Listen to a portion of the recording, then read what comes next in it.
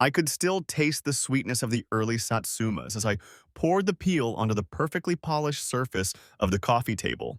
In front of me stood a half-empty glass of French Bordeaux. For some reason, her words lingered in my head for a few moments, searching for a safe place in the depths of my brain to clarify what she wanted to tell me.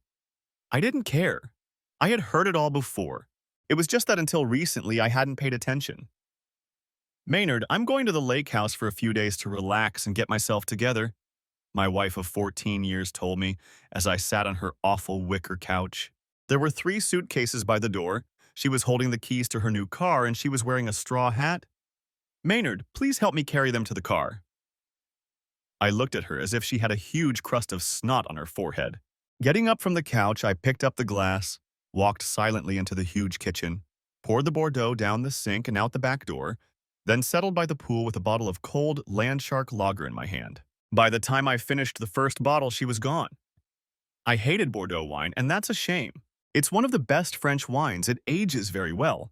And for some reason, my wife Cynthia started ordering it regularly when we dined out, and bottles of it started appearing in the house. I think my hatred for it took root when I found 2 bottles of it on the dresser in one of the guest rooms, along with a pair of gold cufflinks engraved with my initials, MB. I have never owned or worn gold cufflinks. My phone rang in my pocket. Maynard, don't forget to feed Thomas and walk him before bed. You know what happens when he doesn't get walked. I just tuned out. Thomas is her dog, and that damn creature poops on the kitchen floor if he doesn't get let out every evening. During the day, he usually walks in the garden, so it's not a problem. Although it's not my problem. Thomas is currently at the society, looking for a new person to be unhappy with. Cynthia just didn't know about it yet. After the next 2 mugs, I started to think more rationally. Besides Bordeaux and that damn dog, there was one other thing that had been annoying me lately, this huge, monstrous house. Cynthia had inherited it from her grandmother, and it had belonged to the family for over 175 years, with each generation adding new buildings to it. The house had 8 bedrooms and 7 bathrooms, not to mention 2 hallways, a living room, a dining room, a library, a huge kitchen, and countless nooks and crannies. The house had a deep basement with granite walls and a wine cellar, with mid-19th century leaded windows still intact, and the roof was covered with slate and copper instead of tiles. If Cynthia valued anything as much as her own life, it was this house. I hated it. So, at the age of 39, standing in the hallway of the house I hated, I finished my 4th book, Landshark, and looked around cautiously. She should have been at the lake house by now, and if practice was anything to go by. The phone in my pocket rang. Maynard, the house on the lake. Maynard, there's a fire. She was almost hysterical. And there's a body in the ruins, a corpse. Maynard, can you hear me? A corpse? Probably a vagrant, Cynthia, probably a vagrant. Next chapter. I wasn't born for this. Hell, I shouldn't have been born at all if it weren't for a drunken soldier. The first time, it was during the best of times, and Marie Blanchard found herself with a baby on her mind, and one of the best in the country unwilling to step out on stage. If he had, he probably would have ended up behind bars anyway. Instead, he fell into the clutches of the very angry and determined Charles P. Maynard, who grabbed the boastful son of a bitch at a dusty bottle shop in Port Allen, Louisiana, and offered him death at the hands of a 58-year-old grandfather with steel blue eyes and an iron grip. But no one ever saw him or his again. Charles P. Maynard was a cantankerous man who eventually died at the age of 87. He was also my great-grandfather and the only real father I ever knew. My mother's relatives died in a car accident when she was a little girl, and Charles became her guardian. I don't know the whole story, but it was decided that I would be named Maynard in his honor. Maynard Blanchard, 2 family names. The Maynards were a rowdy but generally successful family. Charles was a lumber merchant. Rich in land, he used to say, but poor in cash. Of course, he was exaggerating. We never wanted for anything. Every year he took us on vacation to the Gulf Coast, and Christmas was always lavish. When I was 13, my mother married a pharmacist, and I chose to stay with Charles in Baton Rouge rather than move with her to Mobile when I was given the choice. Looking back, I can say it was the right decision. She ended up running off with a truck driver to Mexico and then settled in Sacramento, California. I still get postcards from her to see how she's doing, although we've only seen each other a couple of times since Charles died. It was graduating from LSU all those years ago that set me on my current path. I got my civil engineering degree and was hired by a company in New Orleans that needed a road warrior, someone who could live out of a suitcase and work anywhere on short notice. The pay was good, the work was interesting, but I literally had no home and nowhere to live. I lived exclusively in hotel rooms unless I went home for the weekend, in which case I stayed with Charles. Next chapter. I caught a glimpse of her in the hotel bar in downtown Jackson, Massachusetts. By that time, I had been on the road for several years and was working part-time at a large construction site a couple of blocks from the hotel. I took another sip and slowly made my way over to her, stopping here and there. I didn't want it to be too obvious. She was with two other women, girls I would say. We were all in our early 20s. "Are you working onto the new project?" she asked bluntly, not giving me a chance to introduce myself. "Yes, ma'am, I'm an engineer there. I'm Maynard Blanchard. Nice to meet you." I shook her hand politely. "Nice to meet you, Maynard. I'm Cynthia Dawes, and these are my friends, Priscilla and Candace. Will you be working on this site until it's finished?" Both friends looked me up and down, and Cynthia smiled pleasantly. "Until they fire me."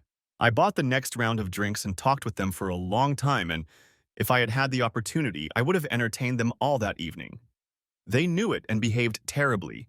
Each of them was a complete idiot. I learned that Cynthia worked in an office building across from the construction site, but she didn't tell me anything else. I assumed she had seen me at the construction site from her office. An hour later, three well-dressed men approached our group, and I felt like I was about to be left out. One of them, a guy named Michael Bishop, in his early 30s, was clearly the object of Cynthia's interest, and I could feel the testosterone fueling his ego. I didn't care. He was a soft-spoken, white-collar worker, not the type of person who worked hard. If his self-confidence had been misplaced, I would have beaten him half to death, but there was no need. I just dated the wrong girls, so after finishing the evening with a glass of red wine on the rocks, I headed to my room. The next evening, I was sitting in the bar of the same hotel, sipping beer and trying to watch the game on TV, when she sat down on a chair next to me. This time she was wearing only jeans, an Ole Miss t-shirt, and sandals. The bright red lip gloss was also gone, replaced by a soft pink shade. "Do you miss me?" she asked. "I've been missing my beer all night," I smiled. "More importantly, does Mr. Bishop miss you?" "Oh, don't worry about him. He's busy." I wasn't worried about him at all, and 45 minutes later we were upstairs. A couple of nights later it happened again, and it continued like that for about a month, until Cynthia stayed over at my place. The next morning at breakfast, she shared a couple of interesting facts with me. First, she worked for her father, who was a developer and owner of the project I was working on across the street from her office. Second, on Friday night at dinner, she was going to announce her engagement to Michael Bishop. "Then why are you here with me?" I asked immediately. "Because I like you, and you're really good." Under different circumstances, those would have been two very compelling reasons, but once a ring is on her finger, they become pathetic excuses. I liked her too, and she was damn good in bed. She continued, "Maynard, it's not that simple. I've been fascinated by you since the moment I saw you trying to get into our part of the bar that night. When I saw you for the first time, I knew you were special, not like everyone else. But Mr. Bishop has something special, doesn't he?" I wasn't frivolous, at least I didn't try to be offended or upset by this turn of events. In fact, I was curious. "It's complicated." "I'm sure it is." "Really, really, seriously." "Damn it," she replied with a half-smile. "Bishop and Dawes now belongs to my father. He bought most of Michael's father's shares a few years ago. Michael is the senior vice president of the company. We've known each other all our lives. He was my first love, and all these years it was assumed that we would one day become husband and wife. Dad always took Michael under his wing after Mr. Bishop passed away a few years ago. Maynard, you probably don't understand. It's customary in our families. I've always been engaged to him. It's just a formality. So I was something like a practice fiancé for the bride-to-be? Don't get me wrong. I enjoyed every minute of it. I just thought there was something more to it, that's all. There is. I just didn't expect things to get so complicated." I knew what she meant.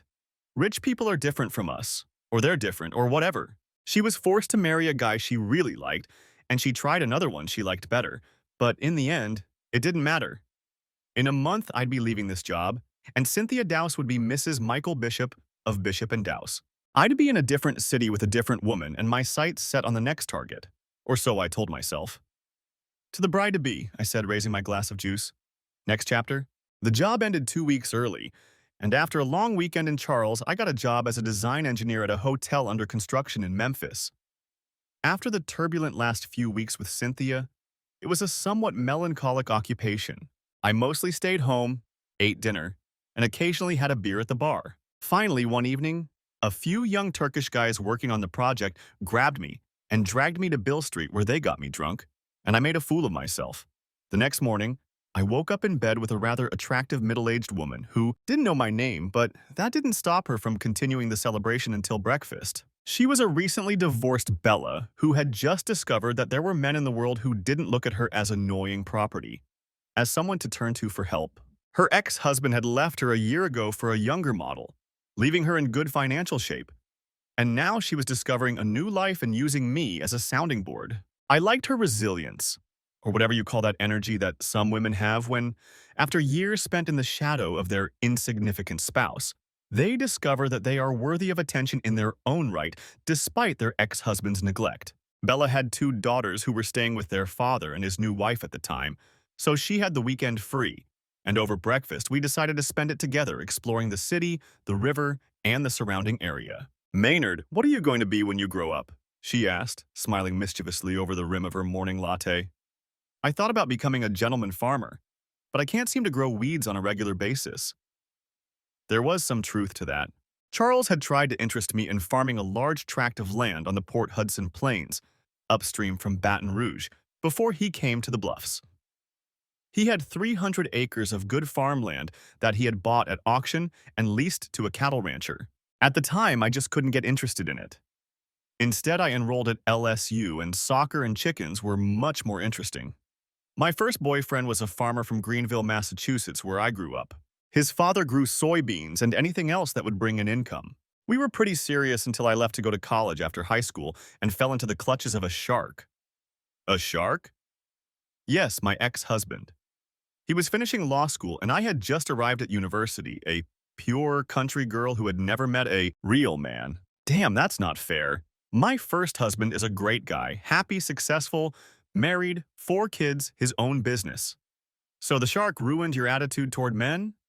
Well, I guess so. He married me 2 years later, and a couple of years after that, we had twins.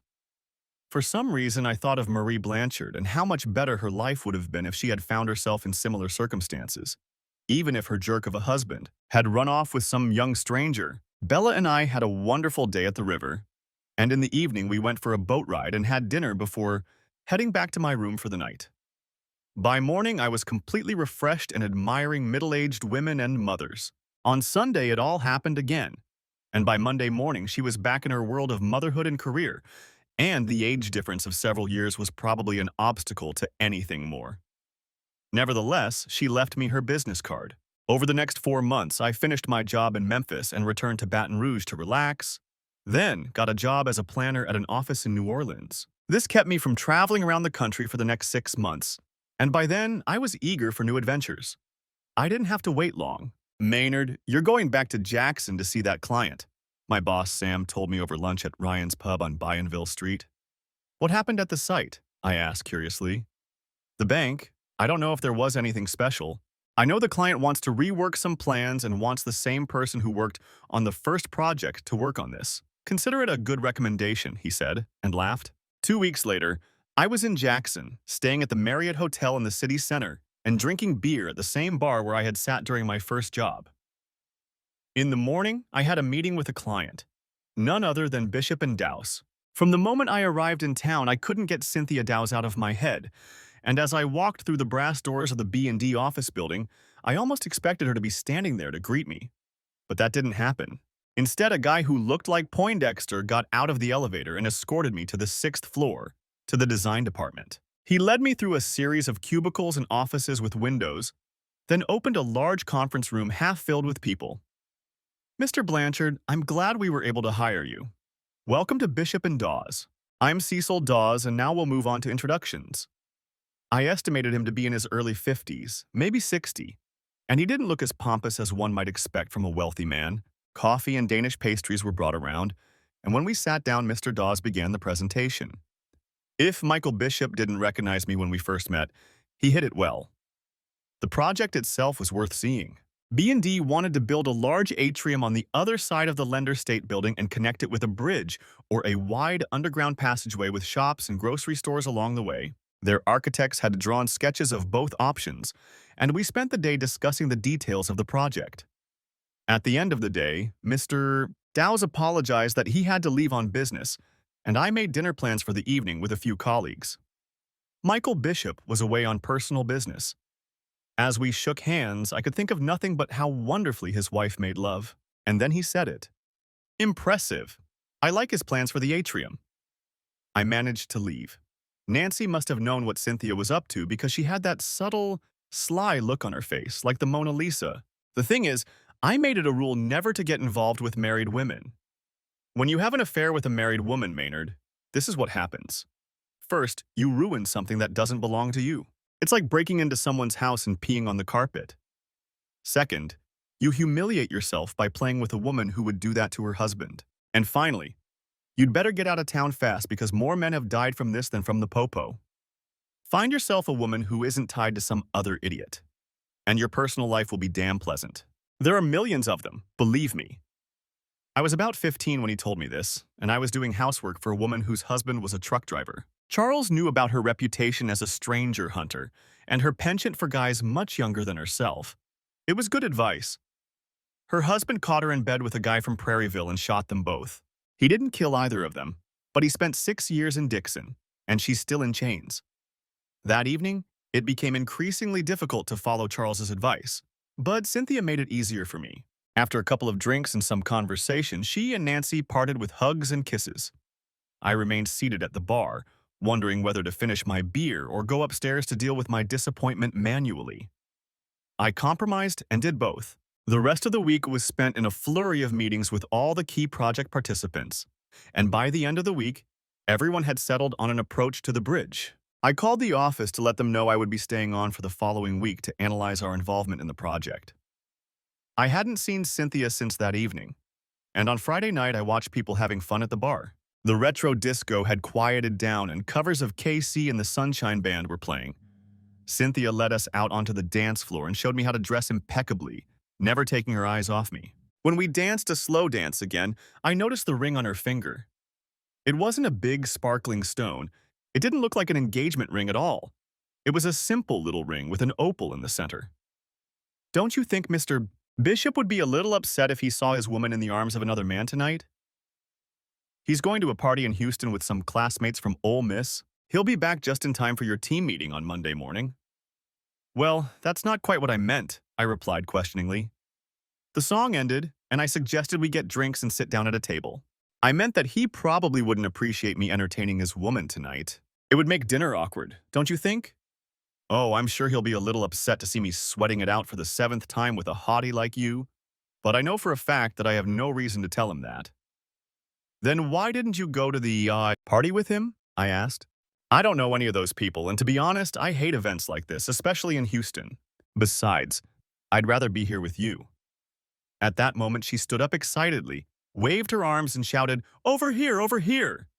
3 friends were standing at the bar, each wearing high heels and similar dresses. Priscilla, Candace, and Nancy, who hadn't been home that evening, came over and pulled another table up to the one we were sitting at. I see you found yourself a hunk, Candace smiled. Want to share?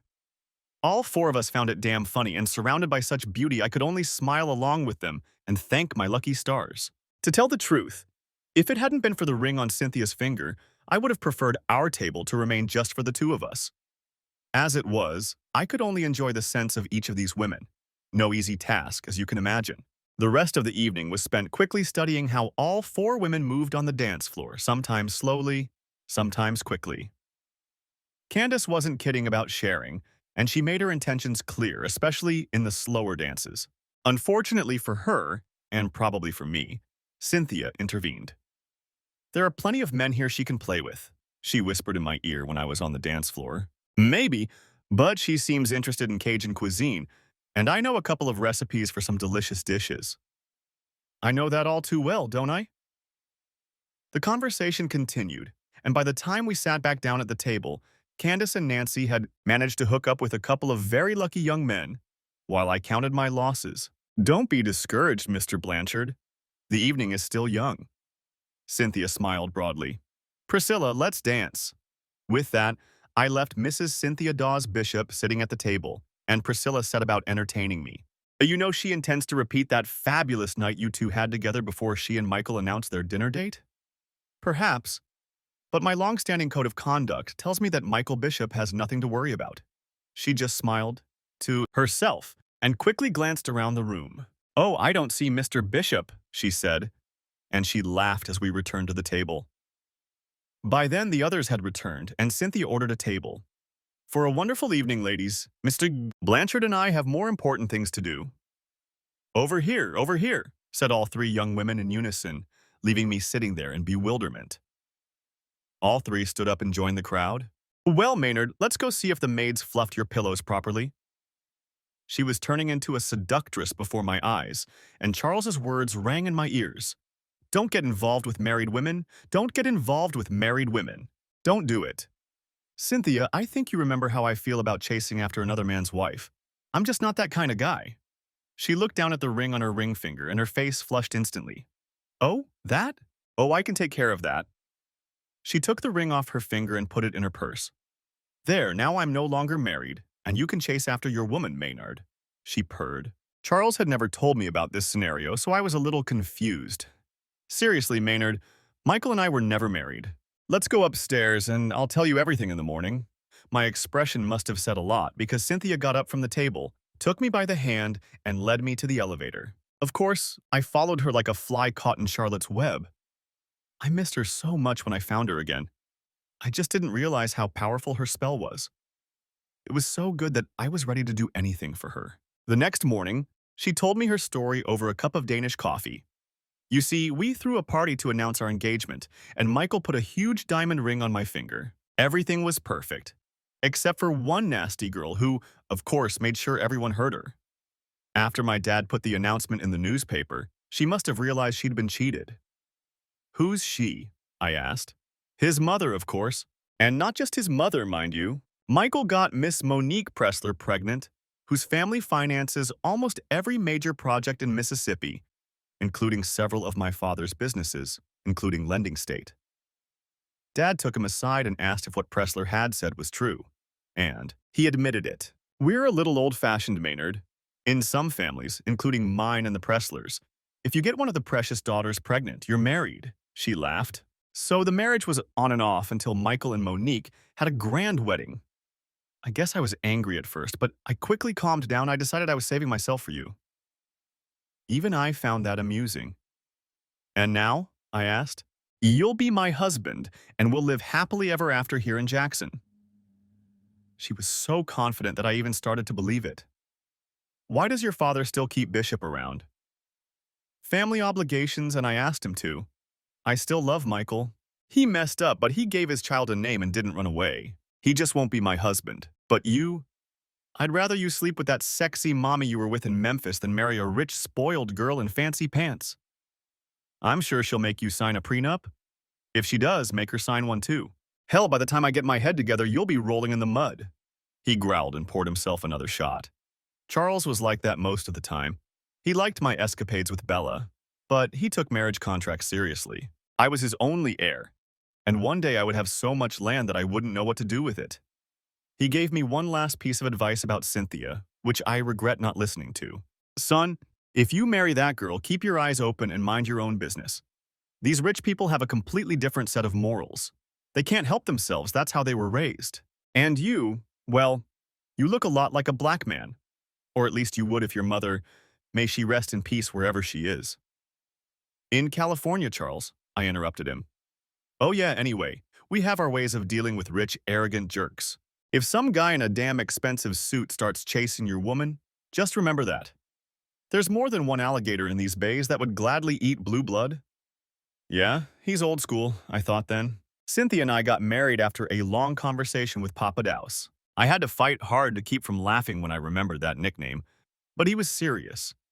To become a member of the family, you had to follow the rules of decorum, and that was a great honor for me.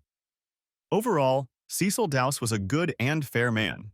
I agreed to let his daughter stay in Jackson when my company allowed me to work at the local office in Jackson instead of commuting to New Orleans. I still had to travel a lot, though, even though Cecil tried hard to convince me to move in with him, but I refused every time. Eventually, the company promoted me to regional manager, and I almost stopped traveling. Next chapter. Many would call the first few years of our marriage happy. We argued regularly and often. Of course, I had to put up with the expected dinners and grand events held at the Dow's estate, with all their pomp and circumstance, but I didn't mind Mr. Dow's at all. I could talk to him like a man, not like a cowardly subordinate, and he didn't take offense. Shortly before our fourth anniversary, a series of events occurred that shattered all expectations and plans for the future. The first event was the sudden death of Cecil Dowse during a charity golf tournament. He died of a heart attack, collapsing like an empty sack. His wife, Emily, did not lose her composure. The first thing to note is the family ties. Cynthia's mother died when she was very young, and Cecil married Emily when Cynthia was 14. The love between these two women did not fade over the years, but Cecil was wise enough to take care of Cynthia, giving his second wife enough influence and prestige to keep her happy and listened to.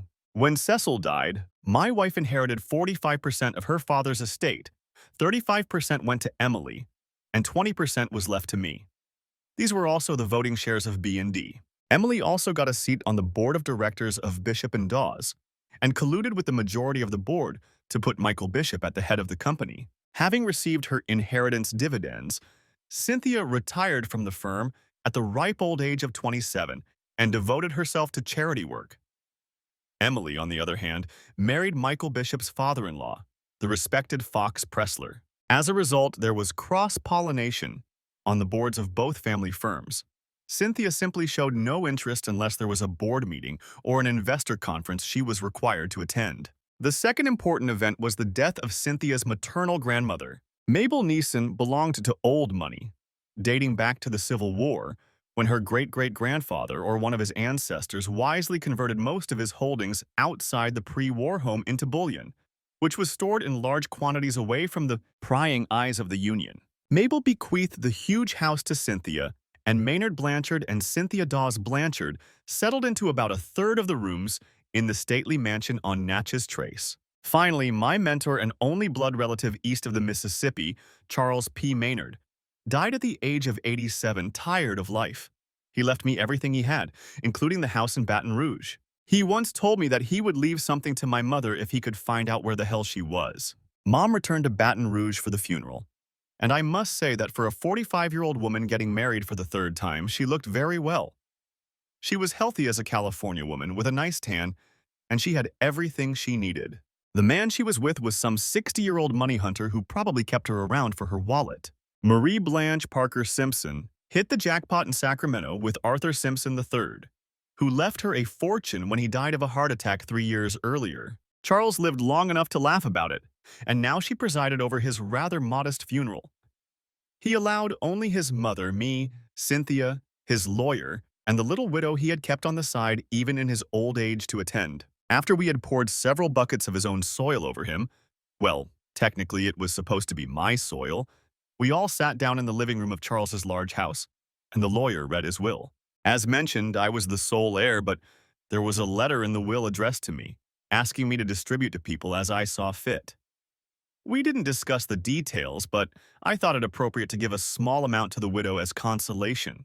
My mother wasn't interested in anything, so we settled the matter and went about our business. When the dust settled, I became what Charles always called a rich landowner with an empty wallet.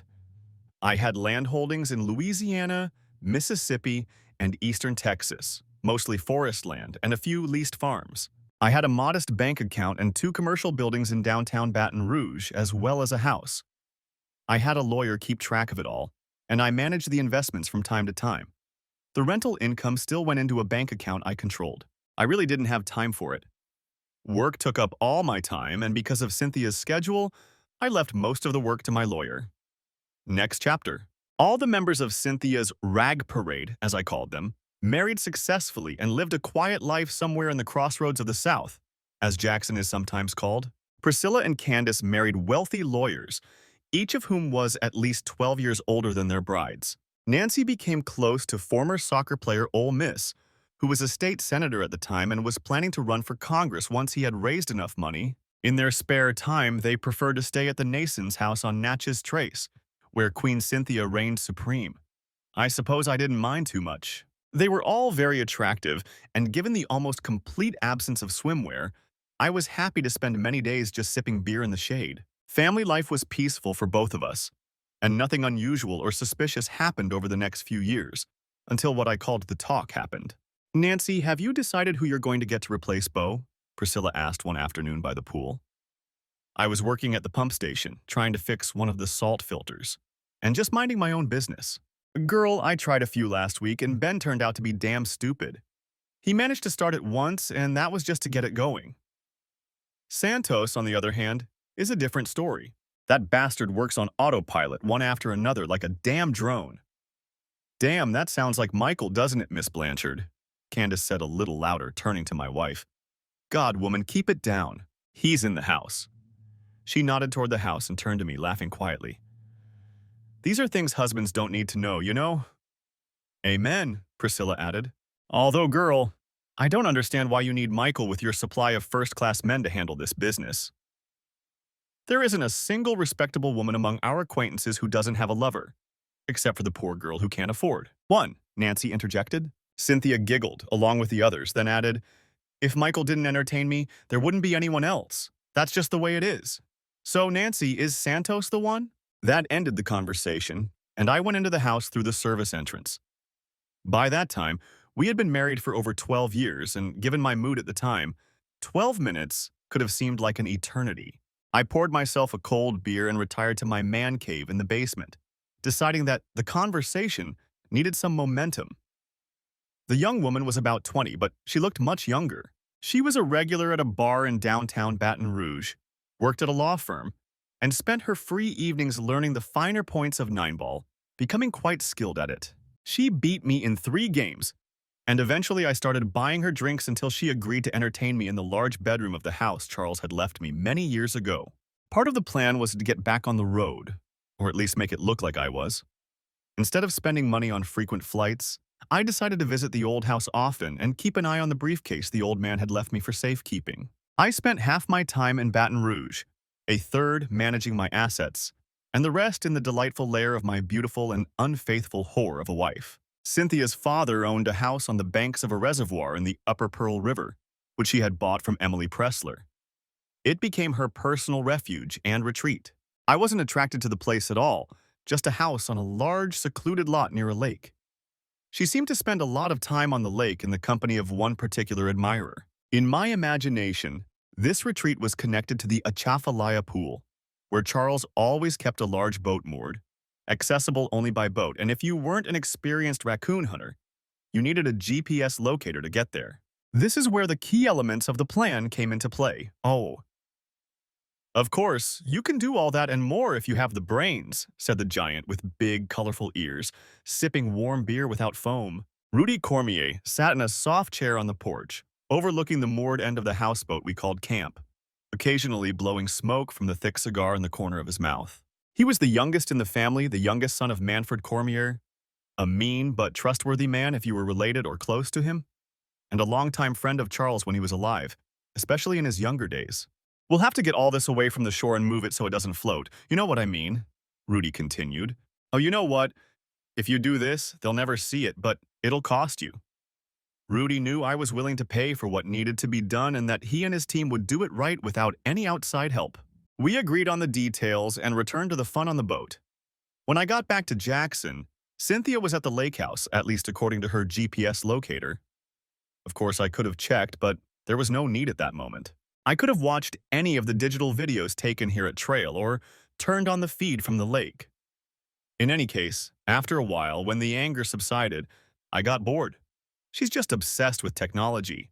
Shortly after our conversation, I connected both locations, and a week later, I received a video from one of the guest rooms, where I saw 2 longtime lovers enjoying a bottle of Bordeaux. Looking back, I regretted not turning on the two-way audio in the room to applaud their performance, but that would have been a bit premature.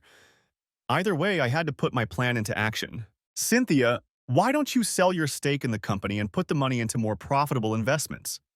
Dividends can't compete with what the markets are offering right now, I asked her one day over dinner. She hadn't thought about it because she had become lazy and complacent, like a spoiled rich girl, even at 37. I worked on the issue until she agreed to talk to a broker to find out what her options were. I happened to have a suitable broker in mind. Rudy Cormier, despite all his hidden flaws, knew how to put on a suit and look respectable. He had been doing it for years. He might have been a giant with a huge ass, but he dressed well, and women usually liked that. Cynthia took a liking to him, and he persuaded her to go out to dinner with him. Rudy convinced Cynthia to sell her shares in Bishop and Dawes if she could get a high goodwill valuation. That would bring her nearly $15 million after taxes and fees, and far exceed the 2% dividends she was currently receiving on those shares. When it was all done, Cynthia invested the proceeds in half a dozen legal accounts, and B&D became a New Orleans investment bank owned by a minority of shareholders, with at least a dozen levels of ownership that led nowhere. Later, I listened as she relayed this information to Michael Bishop. "What have you done?" he growled. "I transferred the inherited shares to several investment accounts and got a good valuation for them. It will at least double my annual income," she replied. "Damn it, Cynthia, my job is in jeopardy. I have a family trust, but the new owner is threatening my job." I thought he was going to cry, but he didn't. "Show me what you did so I know everything is okay." They both jumped out of bed and ran upstairs to the study, where Cynthia opened her online accounts and showed Michael the transfer results. He knew she had gotten a damn good price, better than anyone else who had ever contacted them. If she weren't such a damn slut, I might not have been so upset about such a good deal. I had already stopped caring about Cynthia's loyalty. Charles's reminder haunted me several times. I had to get down to business. Watching her entertain her lover, who, incidentally, was supposed to be me, made me want to fix things even more, and that meant I had to turn my attention to Michael Bishop. All I needed was an alligator with a taste for chicken shit. He had been CEO of B&D for over 9 years and had settled comfortably into the position, achieving only moderate success. However, with the support of his father-in-law and adoptive mother Cynthia, Emily Pressler, Michael Bishop decided that an atmosphere of arrogance and privilege suited him better than others. Add to that the fact that he was entertaining my wife, one of his main benefactors, and the smell of his mistress became unbearable to me. Nevertheless, I had to stick it out. I continued to delegate my authority to Emily Pressler, and with her, Bishop continued to play his role in the big corner office. A certain investment company on Canal Street in New Orleans was in no hurry to make any changes. Cynthia became careless. The two of them left an empty bottle of their precious French Bordeaux in the guest room, thinking the maid would take it away. He even forgot a pair of 24-karat gold monogrammed cufflinks on the bedside table. It seemed to me that feeding time was coming to an end. Next chapter. I met with Emily Pressler and informed her that I was transferring my authority to Manicourt and Sizemore, a private investment company in New Orleans. They would make their move at the next quarterly board meeting. I already knew that Emily would immediately inform Michael Bishop of his imminent demise, and the first person he would tell would be my wife. Those bastards. Your husband has transferred his authority to the idiots you sold your shares to. Do you understand what that means, do you? Cynthia looked at him, a little puzzled. You have a family trust, Michael. What's the problem? He looked at her in surprise. Cynthia, my salary is 3 times what I get from the trust. He angrily threw his wine glass into the fireplace. It's all good for you, sitting on millions and living however you want. She tried to calm him down, but only added fuel to the fire of his anger. Don't worry, I'll take care of everything. She may have meant it, but for a man who considered himself an alpha male, being a kept woman was a little humiliating. He pulled her off his lap, jumped to the floor, grabbed his jacket, and left the house. I, of course, watched all this through the remote control. You need to go back to Jackson and play at home, Maynard, said Rudy Cormier with a slight smile and a hint of gold in the corner of his mouth. It's time to play ball. With that, I started the car and headed back to Natchez Trace. Cynthia had left after lunch and the house was quiet except for a small wet dog who sat and stared at me as if I had invaded her territory. One of my friends had given her a purebred Yorkshire Terrier for her birthday, and it never learned not to poop on the kitchen floor. An hour later, it was locked up at the local animal shelter, and I went home. Call me an evil, negligent bastard, I don't care. That night, I didn't hear her come home, and when I woke up the next morning, I was already out of the house before she had a chance to move a toe. By the time I returned around noon, she was getting ready to leave again. Maynard, I'm going to the lake house for a few days to relax and get myself together, my wife of 14 years told me as I sat on that awful couch. I couldn't believe Cynthia liked that place, but it was her home, and I didn't care as long as I had my safe place to go when I needed it. Now it didn't matter. A few minutes later, she drove out of the house and headed for the lake, and I settled down by the pool and quickly unpacked 6 cans of Land Shark lagers. I know it's a light beer, but I like it. I needed a beer to answer her last call. Maynard, the house, the lake house. Maynard, there was a fire. She sounded almost hysterical. And there's a body in the ruins. Maynard, can you hear me? A dead body? Probably a bum, Cynthia. Probably a bum, was my half-drunk response.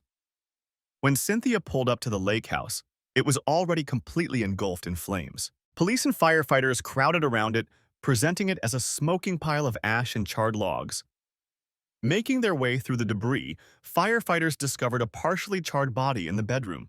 In a state of hysterics, the police tried to get any coherent answers from Cynthia, but were unable to do so and postponed the interrogation until later.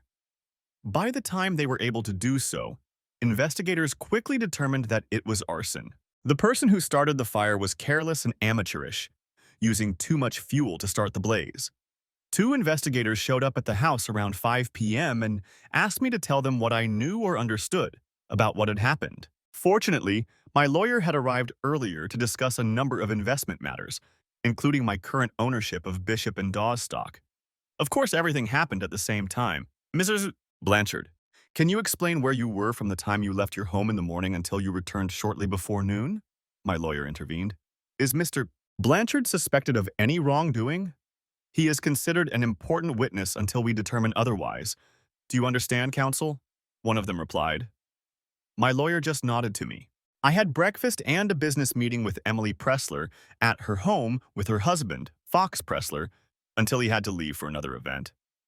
I arrived at 9 a.m. and left just before 11:30 a.m. Of course, they can both confirm this, and I'm sure the GPS data on my phone will also confirm it. Are you familiar with a man named Michael Bishop? Of course, I know him.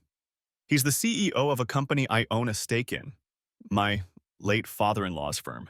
He's an old childhood friend of my wife's. He's Fox Pressler's brother-in-law. They whispered among themselves, asked a few more questions, exchanged a few pleasantries, and left. Cynthia appeared immediately after they left. Maynard, the police believe that the body found in the fire is Michael, our Michael. I looked at her with an expression of almost disgust on my face. Who's Michael? Michael Bishop. You know who I'm talking about? Of course I do, I smiled. She gave me a strange look and headed upstairs. I didn't follow her, but walked the lawyer to his car, then walked around the pool and sat down on the patio. Over the next few days, circumstances and evidence changed as investigators and other people arrived in Natchez Trace. The forensic lab and coroner determined that the body found among the debris by the lake did not belong to Michael Bishop, but to an unknown man who had Michael's bridge in his mouth, carelessly tossed there along with his wallet. It was a very weak attempt to make it look like Bishop had died in the fire, and to add to the mystery, he had not been seen since he left the office a week earlier. Investigators contacted the Presslers and discovered that Michael was supposed to leave B&D shortly after the quarterly board meeting.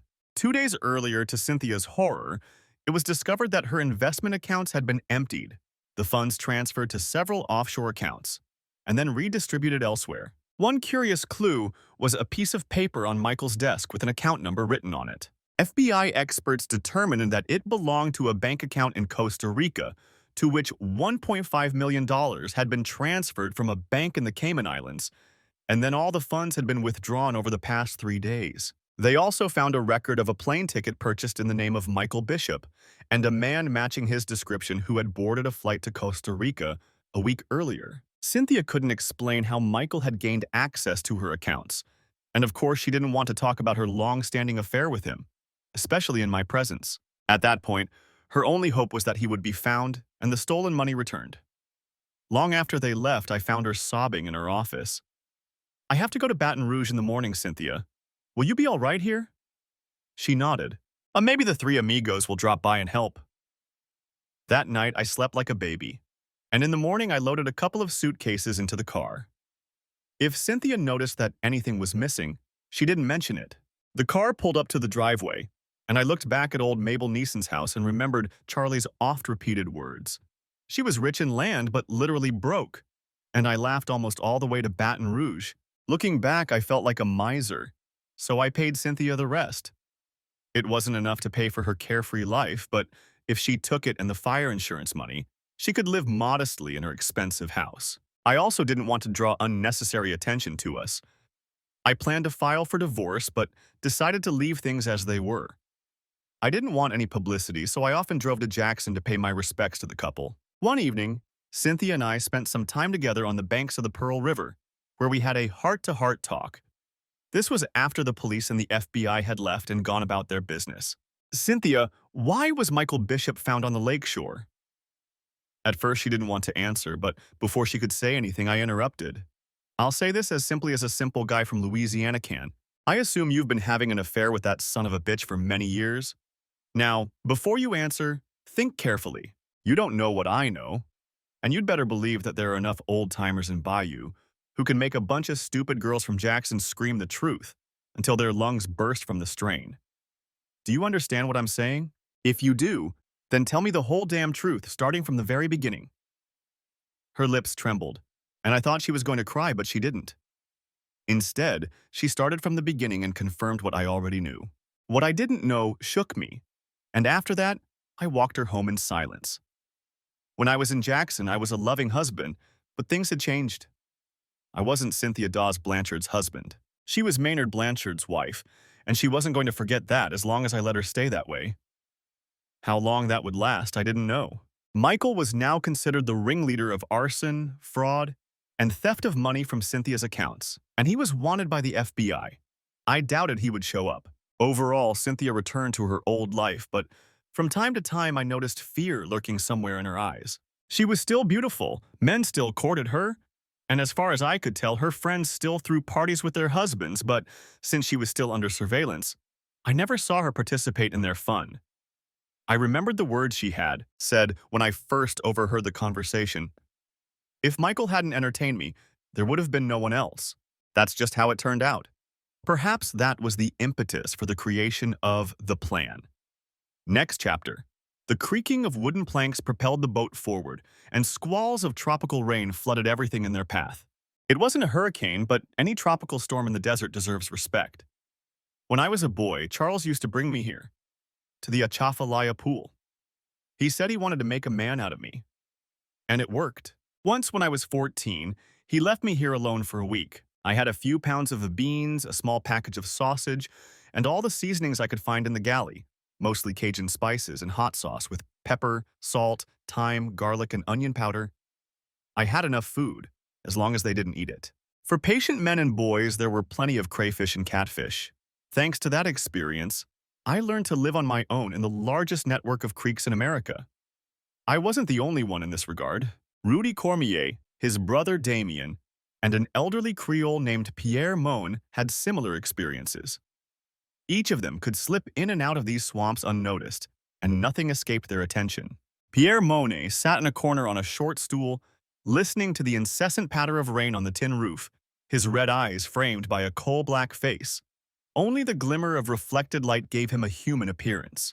His gaze was fixed on a figure in the opposite corner who shuddered under his silent, intense stare. Moments earlier, Pierre's long, bony fingers had been playing a small ukulele, breaking the silence and accompanying the emotional outbursts of lyrical desires that made the man sitting opposite him tremble with fear. It all stopped when I entered the room. I lit another kerosene lamp, and the smoke from the pipe cast shadows on the walls around us.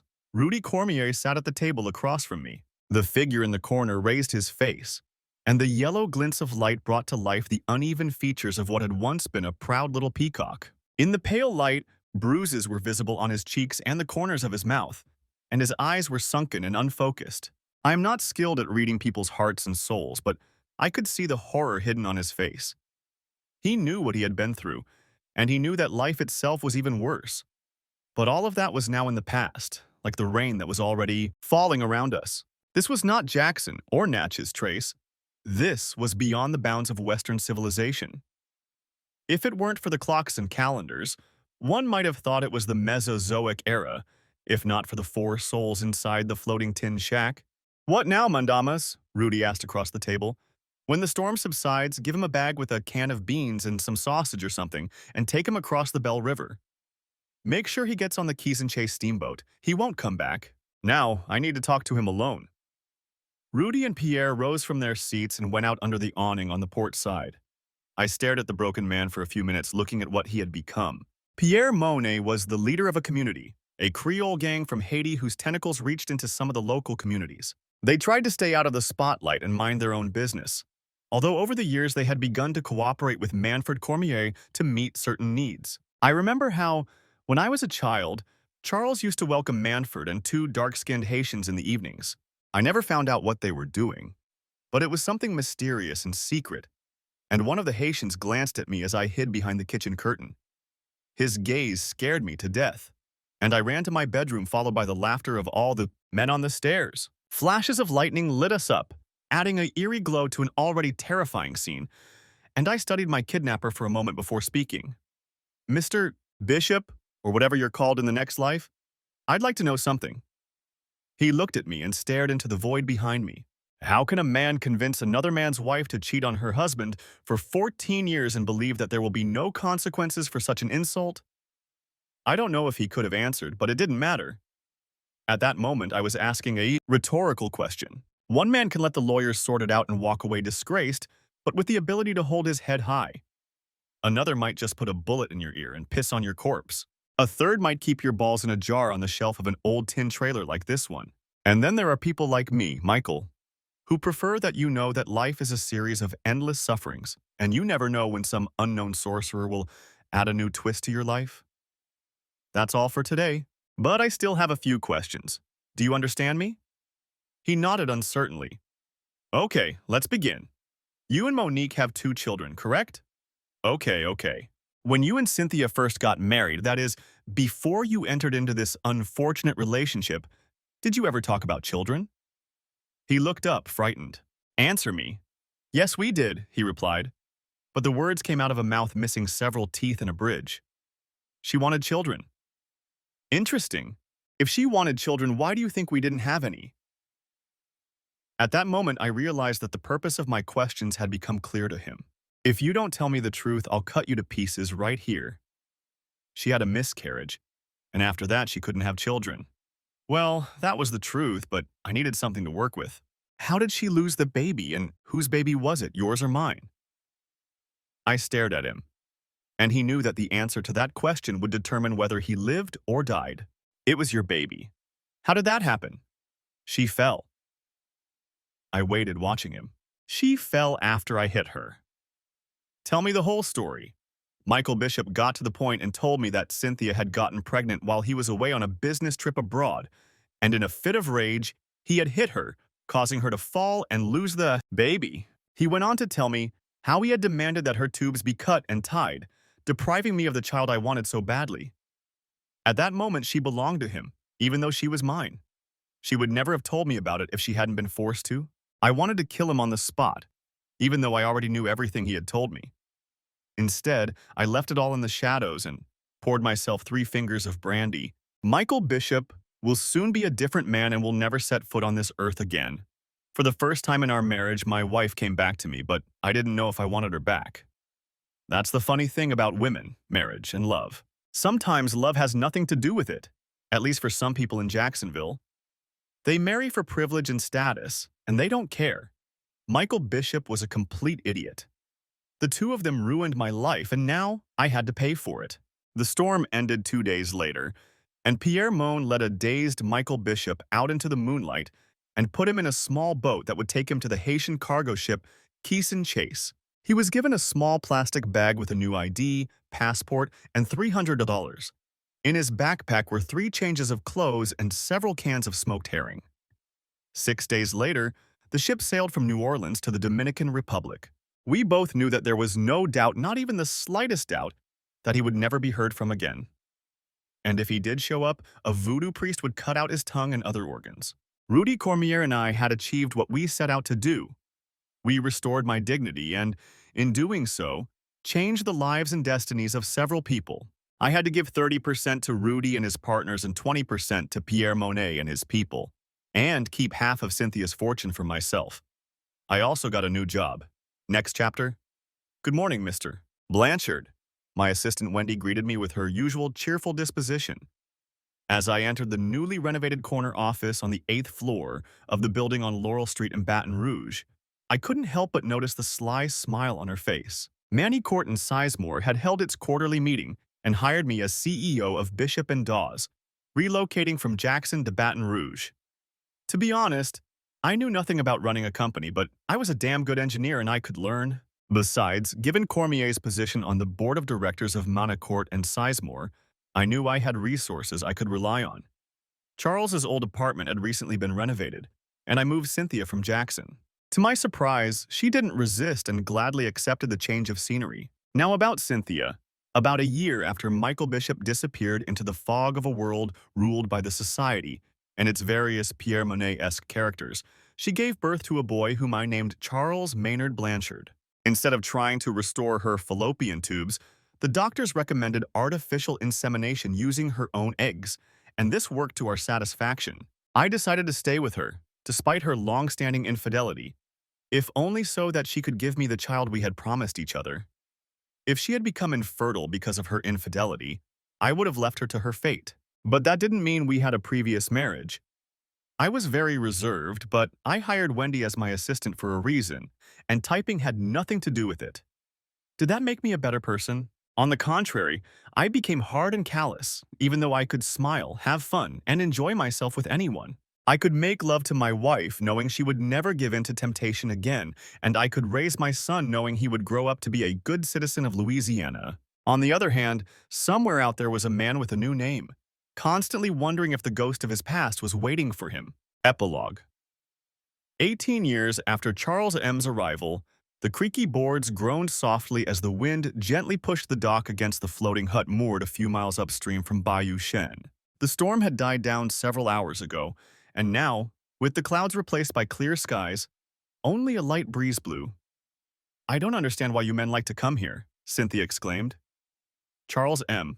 just smiled at his mother and said, "This is where life begins, Mom.